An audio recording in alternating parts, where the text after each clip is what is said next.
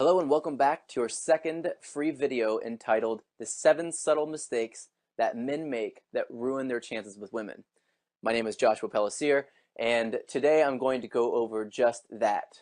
The 7 subtle mistakes that most men make that will absolutely obliterate any chances they have with the woman they are talking to moving forward.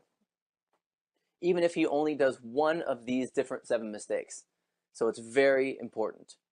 But first, I promised in this video that I would go over what to say in order to pass the compliance test, the congruence test, and the gender role test that I outlined in the last video.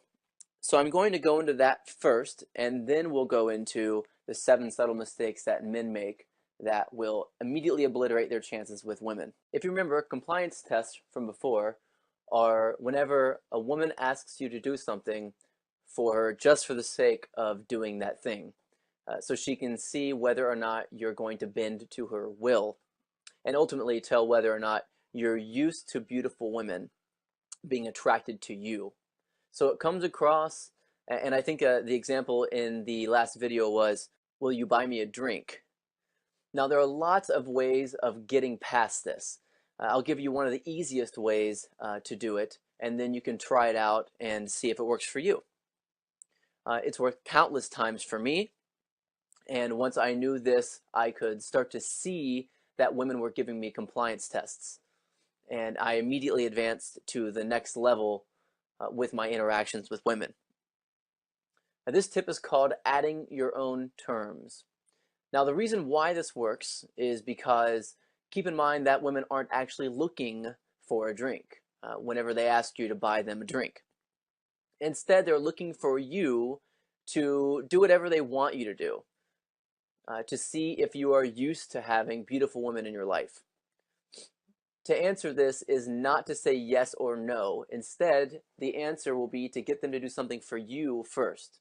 The easiest way to get around this is to say something to the effect of, okay, I'll buy you a drink, but only if you do your best impersonation of Mick Jagger. So what you do is you're saying, listen, I will get you a drink. That's no problem. That's not a big deal. But I'll only do it if you entertain me first. So instead of saying, sure, I'll run to the bar and do whatever you want, because I'm afraid that if I don't do whatever you want, that then you're going to leave. You're saying instead, okay, look, I'm used to this happening a lot, so I don't really need to go buy girls' drinks all day. Instead, I will give it to you if you entertain me. So I'm exchanging something for the drink that I'm going to be giving you. And that's the easiest way to get around it. You'll find that women, about 90% of the time will go ahead and do a jig and laugh and do their best Mick Jagger, and then you'll go to the bar and you'll buy them a drink, and it won't be a big deal. Now she's going to be standing there and talking to you very differently now than she would have otherwise. If you had just said sure and then you ran to the bar and you got it for her, because that's lame. And guys who do that are, well, they're lame. So the second test, the congruence test, is when a woman insults you. Now this is one takes a little bit more time and a little bit more practice, but instead of sitting there and reacting in some kind of a way, instead of saying, well, why did you say that? Or that's really mean, or something worse like call her some kind of expletive. What I want you to do is instead, it's called plowing. And plowing essentially means that you're going to completely ignore whatever it is that she just said and continue talking as if nothing happened.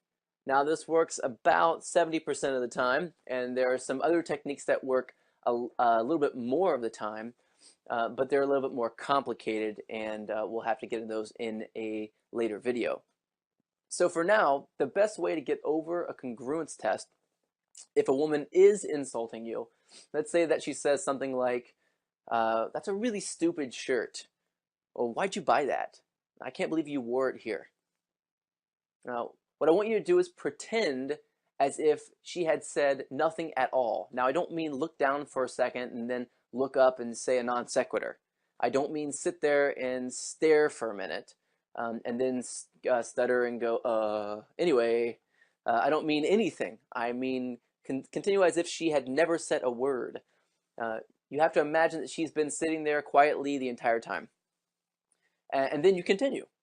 And usually what will happen is she will just give up being insulting, and she won't try to do that anymore.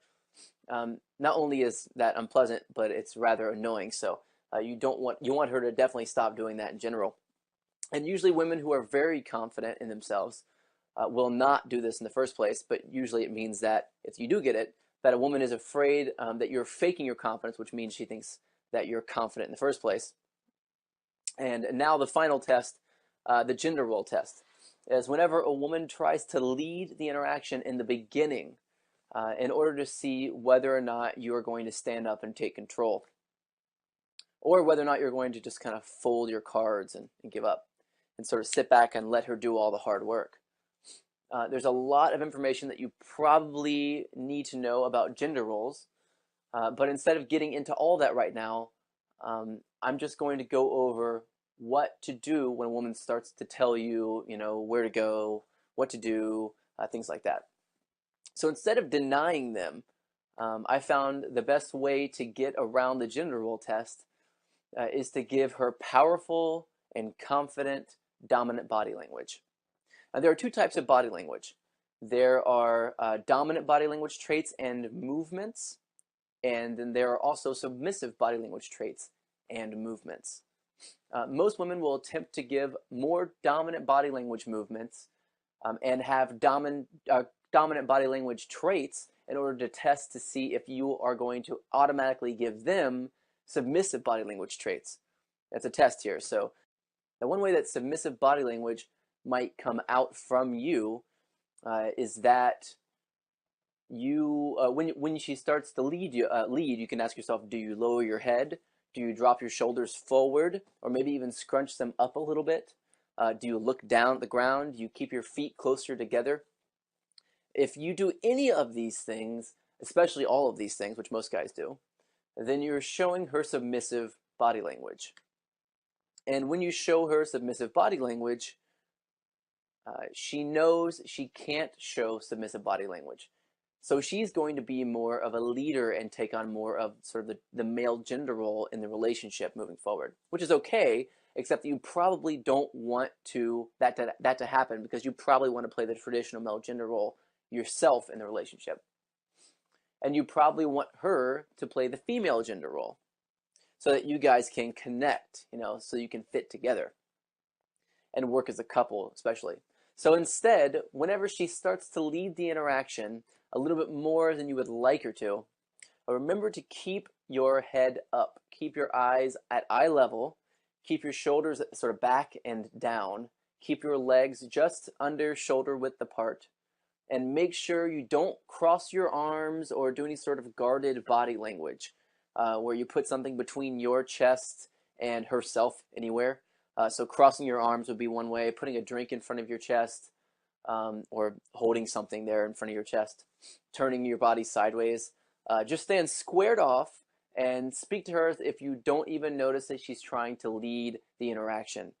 And what she'll typically do is she will immediately start to respond back by giving you all of the body language that you didn't give her. So she'll start to look down a little bit. She'll scrunch up her shoulders a little bit. She'll smile a little for her. Stand with her feet a little bit closer together. And this establishes a really powerful dichotomy and polarity in the relationship, in your interaction. It allows her to feel like she's able to be a woman, and it allows you to know that you're doing what is necessary to be a man. Now, these are the different ways to get past these three different tests. But let's go over now the 7 subtle mistakes that will absolutely destroy your chances with any attractive women, even if you just do one of them. So the first one is being needy. Now, this is widely misunderstood concept. It does not mean being uninterested. It means being not needy. The reason why I make that distinction is because most guys, including myself in the beginning, thought that they were the same thing. I thought that showing interest and showing that you were excited or interested or attracted to someone was the same as being needy. Now, what I ended up realizing is that's not the case at all. Being needy means that I have an outcome that I want to happen, like a kiss or something, from the very beginning of an interaction. So maybe that's, getting her phone number that I want to happen, or wanting her to take me home, or take her home with me, or wanting to get a kiss, or just even to talk to her for a few hours, or whatever it is, and enjoy her company.